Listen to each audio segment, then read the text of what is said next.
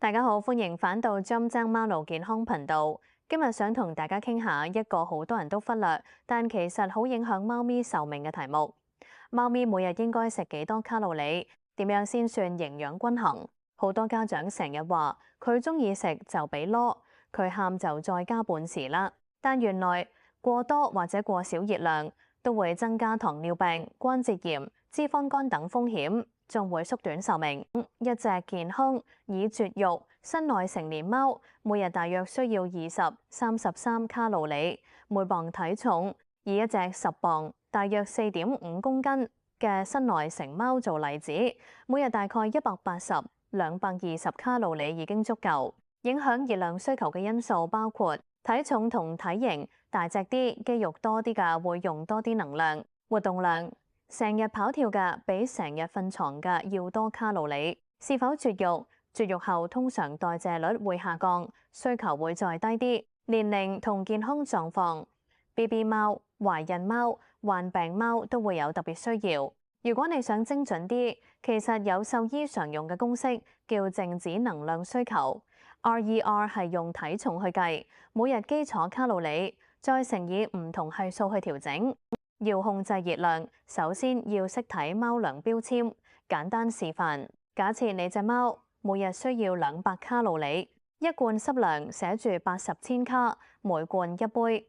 乾糧寫住350千卡每杯，你可以決定，例如早上半罐濕糧40千卡，少量乾糧1/4杯，約90千卡；晚上再半罐濕糧40千卡，1/4杯乾糧90千卡，加埋大約260卡路里，就可能略多，要按實際體重再慢慢調整。記住，少食零食應該少於每日總熱量10%。一啲肉乾、小魚乾、芝士咁樣，其實卡路里好高，要當正餐以外嘅 bonus， 而唔係無限量供應。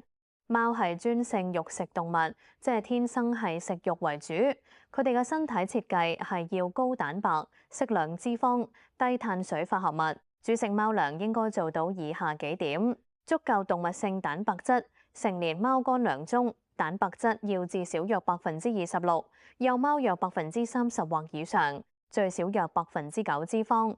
乾物質計，提供能量同必需脂肪酸、必需氨基酸、牛磺酸，貓自己合成唔到，唔夠會影響心臟同視網膜健康。維他命礦物質，鈣、磷、維他命 A、D、B 群等都要平衡，唔可以淨係自煮雞胸就當長期主食。足夠水分，好多貓口渴感低，濕糧可以幫手增加攝水量，對尿道同腎臟有好處。當你揀糧嘅時候，可以留意包裝上有冇寫符合 AAFCO 成年維持成長營養標準之類字眼，代表配方係按官方營養指引設計。比起淨係睇磅數，更重要係睇體態評分 （Body Condition Score，BCS），通常係1至9分，或者1至5分，分數愈高愈肥。簡單自我檢查可以咁做，從上面望落去應該見到腰線略為收細，如果上下一條直線甚至突出，就可能太肥。用手摸肋骨，輕輕按就摸到肋骨，但唔應該見到一條條骨。如果要用力先摸到就過肥。側面望，肚腩應該略為向上收，而唔係成個肚垂到好低。如果你覺得貓開始圓咗，就要檢討以下幾樣：係咪日日戒日食人類食物？貓係咪自由餵食？碗入面永遠都有糧？家中多人，大家都暗暗俾零食。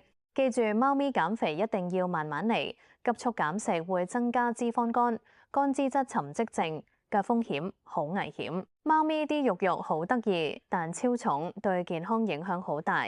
常見問題包括糖尿病、脂肪多會令身體對胰島素反應變差，關節炎同關節痛，關節長期承受額外重量，活動受限，脂肪肝、肝脂質沉積，特別係原本就肥嘅貓，突然唔食嘢就好易出事。泌尿道問題包括膀胱炎、尿道堵塞等，壽命縮短，生活質素下降，行路唔想喐，唔願玩，成日瞓。有研究指出，體態極度肥胖，例如 BCS 9%嘅貓，壽命會明顯縮短。而輕微超重已經同多種共病相關。以下幾個小建議，希望幫到你，幫貓維持理想體重同營養。1. 用磅或量時，而唔係靠目測。建議用電子磅量、乾糧重量，或者用有刻度嘅量時，固定每天份量。2. 分餐餵食，而唔係24小時任食。一般成貓每日2-3餐已經足夠，可以減少暴飲暴食，亦方便你控制總卡路里。3等零食控制在10%以內。如果今日想獎勵多啲零食，就要相應減少主食份量，保持總熱量唔變。4. 多用遊戲而唔係零食做獎勵，逗貓棒、追球、爬架，既消耗能量，又滿足獵捕本能，同主人關係仲會更好。